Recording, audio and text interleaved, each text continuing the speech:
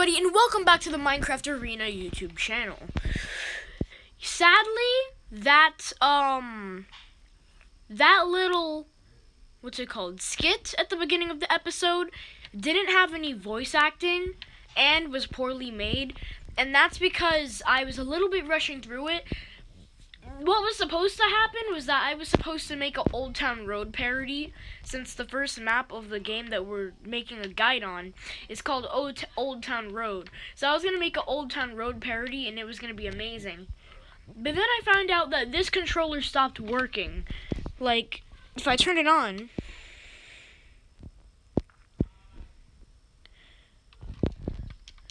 and I try to...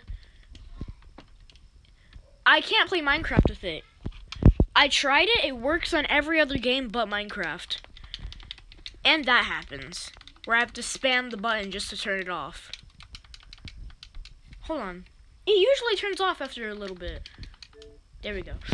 This controller doesn't work on Minecraft anymore.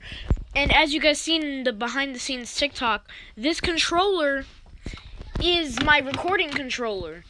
The problem with using this controller, my normal one, is that it has drag. And after a few seconds, you're really not going to do it? Really?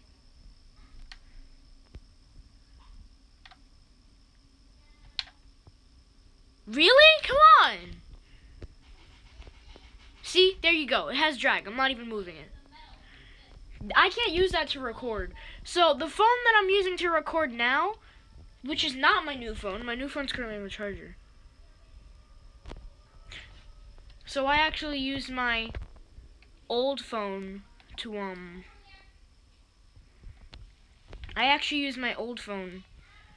record this. So it's not as good as I wanted it to be. But the next skit for FNAF 2 is going to be amazing. So wait and see for that. Also, I was going to kill these horses after I used them, but just to fit the theme of the Old Town Road map, I let them stay, I attached them to poles, and they are now just chilling in this little horse stock area. I also removed every single one of their saddles because it would be kind of unfair if you can just run away from the killer. And if you're wondering what game this is, because you shouldn't, it's literally in the title of the video, this is a map for Dead by Daylight. And Dead by Daylight is the game for today that we'll be making a guide on. Dead by Daylight can be found in Arena Town in the Halloween add-on number 1. And it costs 15 bricks to play. But it's worth at a good price.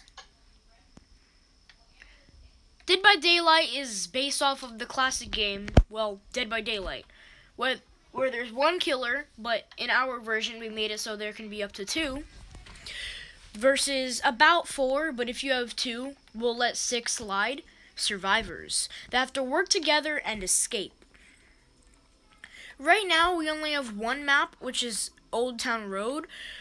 And Jazzy Jungle is, the base of Jazzy Jungle is done, but none of the escape paths are done yet. So we have the map, we just have to add the survivor's escape route. So Jazzy Jungle is not playable yet, although I already have the command set up for it. That should be coming out by Arena's next update. And it will be expert difficulty, you'll see why when it comes out. But right now, we only have Old Town Road, which is normal difficulty.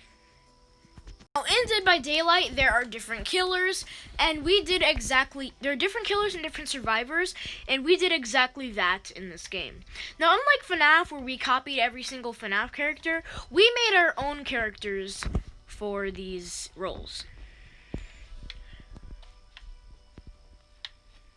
Dead by Daylight is basically a description of what I call a good game to make a guide on. It has multiple maps, it has multiple classes, and it's a team game. So, yeah, good criteria for a game to make a guide on. Since Jazzy Jungle isn't finished, Old Town Road will be the only one we really go over. And just to clarify something, even after Jazzy Jungle is finished, we're going to be making even more and more maps. So, be on the lookout for those. We're going to be going over some unique things, tips and tricks as the usual. And just things to know when playing Dead by Daylight. And just so you guys know, currently recording this video, it is, what is it? October the 13th. This video might come out on the 14th for a small delay.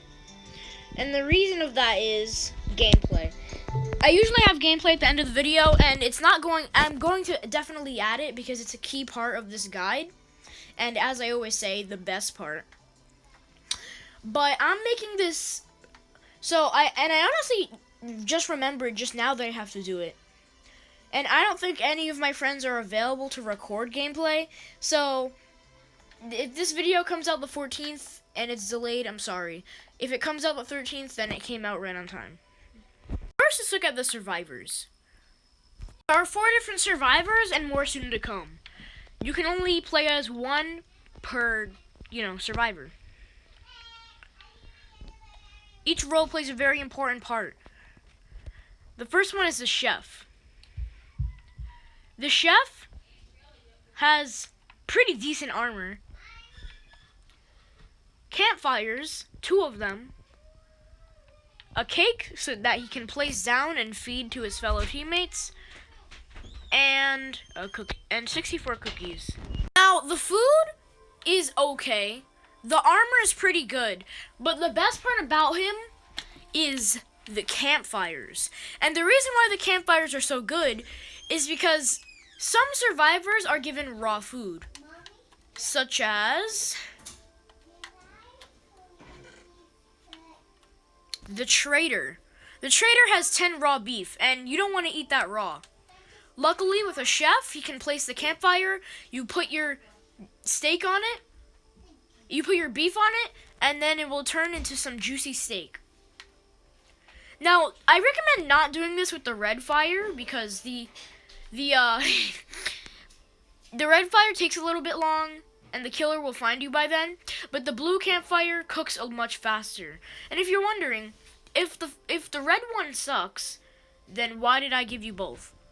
Well, one, we'll get to this later, but different killers have different abilities, different ways of killing you, different weapons, different movement speeds, and different passive abilities. Some good, some bad.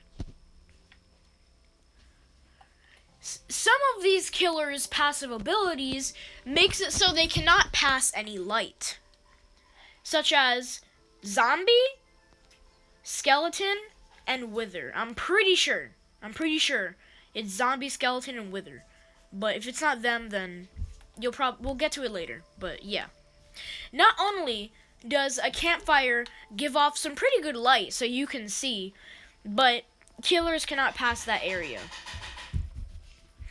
Now, it won't be as effective. Now, it's not overpowered, because I know what you're thinking. In the smaller maps, like Old Town Road, they just put it in the middle, and then the character can't go there.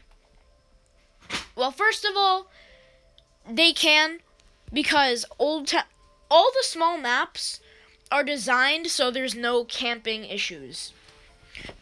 Which basically means Old Town Road, for being such a small map, feels like it's just going to be a back and forth run between killers and survivors. But when we explore the map a bit more and I show you the route of escaping, you will soon find out that there are underground sewers that you can use to travel across the map, and it's bigger than Old Town Road itself. And using the sewers, you can pass any campfires. In the bigger maps, like Jazzy Jungle will be, the light won't be as effective, but it will be better for the cooking side, because you can hide in a place that you won't think the killer will find you. I don't know what to name this guy. I was going to name him the Reviver or something. I don't know. I might give him a new name. But right now he's the Wizard. The Wizard has some pretty terrible food items. Beetroot soup. He has a Totem of Undying, pretty good armor, and a Respawn Archerer. Now, if you don't know what a Respawn Archerer does, a Respawn Archerer, you put glowstone in it, and it actually brings you back to life in that exact same spot. You may have lost your armor, but hey, it's a revive. It only costs 10 glowstone. I mean, it only costs 4 glowstone to charge, so you can have about 3 respawns, I'm pretty sure. And not just you can use it, I'm pretty sure you and your team and your friends can use this. So it's a good way to keep you and your team alive. So far, I mean, I was going to say that these 2 are supports, but to be honest, all of them are kind of supports. Except we have the trader, nothing too good. Trash armor, trash food items, unless he can cook it. And a shulker box. This is not what the shulker box is supposed to have. I mean, you know what, whatever, I'll leave it in there. And a shulker box with extra armor. Not only can you give your armor to someone who's died and respawned using the archer, or if you die, you can put it back on yourself. But the cool thing is about the shulker box is that I don't think Old Town Road has it, and Jazzy Jungle probably won't either, because Roasted Water is creating those. The way that Roasted Water has it is that you have to go and search for levers, and you can't break them, you just flick them. But in my map, when I eventually make one, I don't know what it's going to be yet, but when I eventually make one, it's going to have chests with levers inside. And just in case you want to take some of those with you, you can use a shulker box. Even though you have a whole inventory. Yeah, the trader is useless. The reason why he has a chest instead of a shulker box, not because he's built different, but because you can't put a shulker box inside of a shulker box. Then finally, my favorite, the Escapist. Now in this game, in Dead by Daylight, we use a very cool and interesting way to kind of have landmarks for different characters. There's this compass block that if you right click with a compass, the compass will always lead to that direction. So there's a killer that uses this tactic and a survivor that uses this tactic. It's a pretty trash armor in the form of turtle shell, but he has an elytra. Within Old Town Road sucks because there's nowhere really high to go. But let me tell you, Jazzy Jungle's huge and is filled with large trees that you can just elytra off to escape that killer. There is a killer that has elytra as well, so, you know, you're not alone. Raw chicken that you can also cook. An 15 oak fences that you can use to escape, because his name is the Escapist. And in this book that we're not really going to go over, it's really simple. If you read it, it basically tells you the rules of these compass things. This compass is really cool because it directs you to exactly where your escape will be. So, every map has an escape, because, you know, it's Dead by Daylight. If we were to take this, right now it's pointing that way, because the Dead by Daylight Old Town Road map is actually that way. And if we were to teleport here, it is going to keep pointing in the direction of the escape. It's pointing down there. The escape is down here. And if you walk all the way over here, you will find that the compass is pointing here. Why is the compass pointing here? Because this is your escape. It's really basic and you don't really need it because it's pretty clear that it's an escape. But I'm positive in maps like Jazzy Jungle, you're definitely going to need this because Jazzy Jungle and any future maps that will be big are really huge and very easy to get lost in, and this compass will be very easy. When the Jazzy Jungle map comes out, we will update the Escapist and add a compass for Jazzy Jungle. But yeah, really cool mechanic. It actually points towards the escape of the survivors. We've gone over all the survivor classes, but let's look at the survivor's job. Some maps, the survivors may have to find levers from chests, but in other maps, like Old Town Road, the only map that's currently playable, you must look around for random levers. I'm not sure exactly how to escape, but I know that it works once you press and flip all the levers.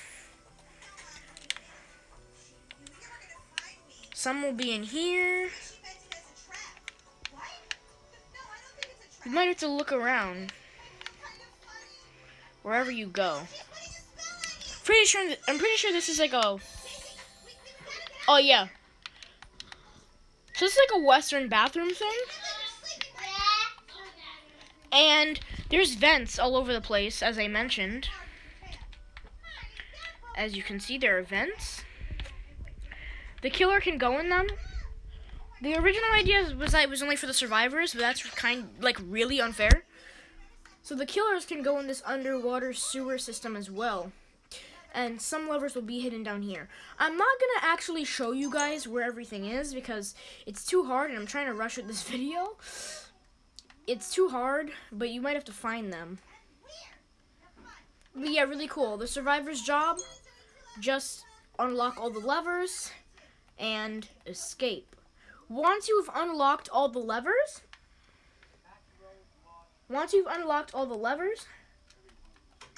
you should... Can you get out? Hold on. Once you unlock all the levers, you should hear a piston sound, and all of these fence posts would be down, and once you make it in this area, you win and you are safe. The killer's job is the complete opposite, and to make sure you don't escape. Here are the different types of killers. A lot of killers and more soon to come. First up, we have Stalking Steve, who has the same compass mechanic as the escapist. Now, the reason why Steve has two, the killer has two, and the escapist has only one, is that the escapist compass is to find the escapist's compass is to find the escape, and the escape for the Jazzy Jungle is not finished yet. But Steve, the killer, his compasses actually lead to exactly where the survivors spawn. Now, this isn't really a problem in the small maps, as I said, such as what would be Old Town Road. But Jazzy Jungle, the compass would be very useful to find exactly where these survivors spawn and kind of go to the area that you think they would be in. Armor really doesn't matter, it's just for design. But the Iron Sword's pretty good. I think you 3-tap some of them, I'm not sure.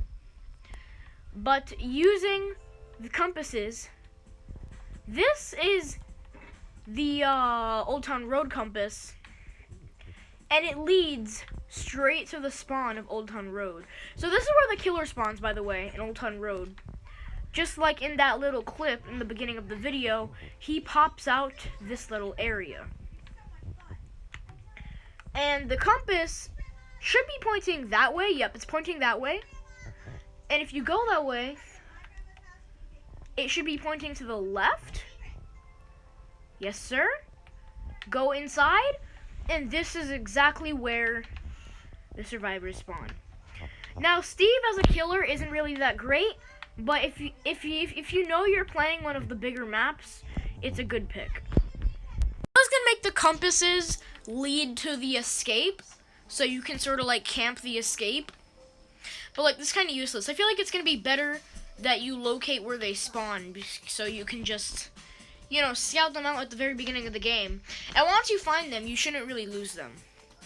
Also, interesting thing about the killer, all of them has a book, and you must read this book. The book displays the rules for the killer. As quoted, Steve can run at fast paces, which means he can just simply run in-game, attacking players with his medium damage sword, and a compass that leads him to the survivor's spawn. I don't think Zacky's a word, but Zacky Zombie is up next. Also, if you guys didn't realize, when you actually read the book, it says that it's by Arena HQ. And if you don't know what Arena HQ is, it's basically the place that creates Arena.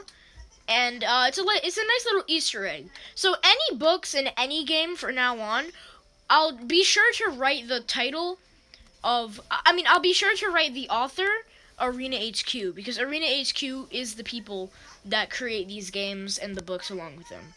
Cool little Easter egg. Zombie can only walk like a real zombie, swinging his axe with optional pistons, that's supposed to say poison. Poison, which with optional poison, potions, with optional potions to trap and poison survivors. Zombie can also not go in or pass light. Now, this is the light mechanic I was talking about earlier. Zombie is really good for attacking enemies in groups because he has the lingering potion of poison for 30 seconds, which is crazy good for the downfall of only being able to walk and having the very terrible stone axe. And he cannot pass through light.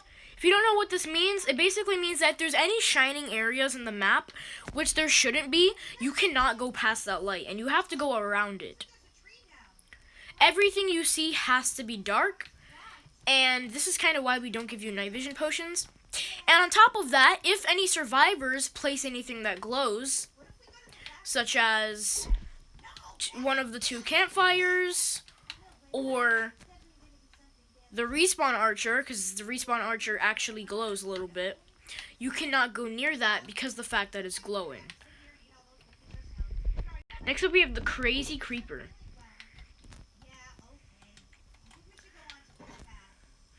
Creeper can only crouch, so he has to crouch, but has a long-ranged bow with 2 seconds of slowness and vines to gather high ground. But be careful, survivors can use these escape routes, so you might want to break them after.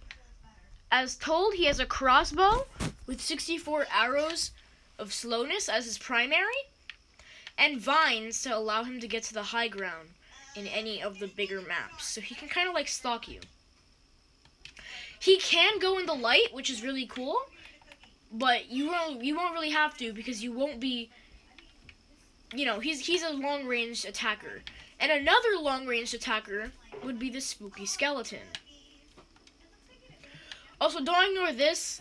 The light mechanic was only originally supposed to be for zombie, but after I thought of it, I thought others should have it, so this book is just to tell you that you can't go near lights. So that's just a little thing to let you know. Anyway, skeleton, one of the better ones. Skeleton can only walk, just like zombie, but this time he has a long-range bow and webs to set traps for survivors. If you didn't realize, all the characters that are much slower have, melee weapons. Long-range weapons. And he can set up cobweb traps to, trap his enemies. Next up, you have Wacky Wither. Pretty sure this is the light thing, correct? No, not that. Yeah, correct. Cannot go near lights. So, the chef is really useful for this. The Wacky Wither.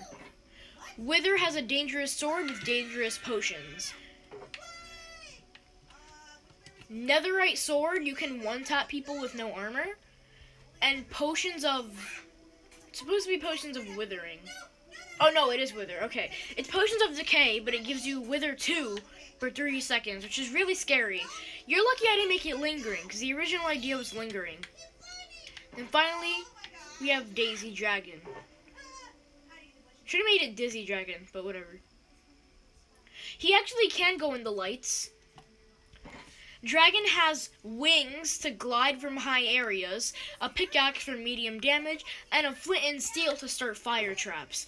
Now, yes, survivors can put out this fire, but, just in case. Just cool little extra thing. Also, the fire does emit light, so if you're playing 2 killers, and you're playing with Force Zombie, watch out when you're placing that fire, because you could just troll your zombie friend. And he can't even put it out, because, he can't go near it.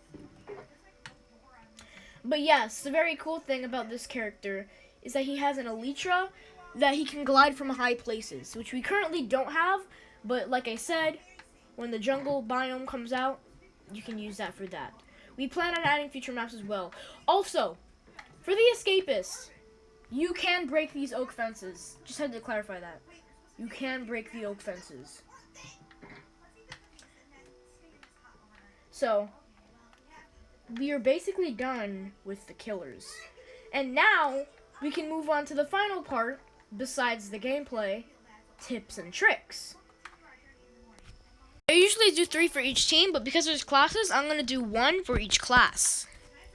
The chef. If you're playing in one of the smaller maps, put the campfire down and just, sit there, cook some food in the safety of the light if you're playing against someone that's light immune, and wait for them to come around the vent. By the time they come around the vent behind the light, your food should be done, and double task. And if you're playing in one of the bigger maps, you can just hide on the opposite side of the killer and, start cooking some stuff. And even though it will emit light, notifying the killer that you're there, it's pretty good. And you can set it up for distractions as well. Especially the blue fire. The blue fire ignites. If you're going to cook food, I recommend using the red fire, because even though the blue one cooks faster, the blue one does emit more light, which means it's going to give more of a signal. So, yeah. For the wizard, please use your revive thing for the team, and don't forget to use your totem. That's all I can really say. Trader, just hold anything you can in that shulker box, because if you die, any items you have are put back to their original spot. So if you know you're gonna die, put that shulker box down, and the killers cannot touch that shulker box. So wait for the other survivors to come around, and you can do that. Or you can set up a little base camp as well. Escapist, use the Elytra as much as you can to get away from high places. Lead, you know exactly where the escape is. So if you're lost, just tell your teammates to follow you, because you have the exact directions. And the oak fence is very useful. The killers can break it, but it's a good way to keep them back while they are chasing you. Tip for stalking Steve is that don't wait at the beginning of the match. The second you load into the match, follow that compass and go straight to the survivor's spawn. They might not be exactly where their spawn is, but search around that area, they should be there. For Zaki Zombie, if there's any builders, your axe is perfect for that. And if you see them in a group, cooking some food or anything, and they don't see you, you should, because name tags are forced to be off in this game.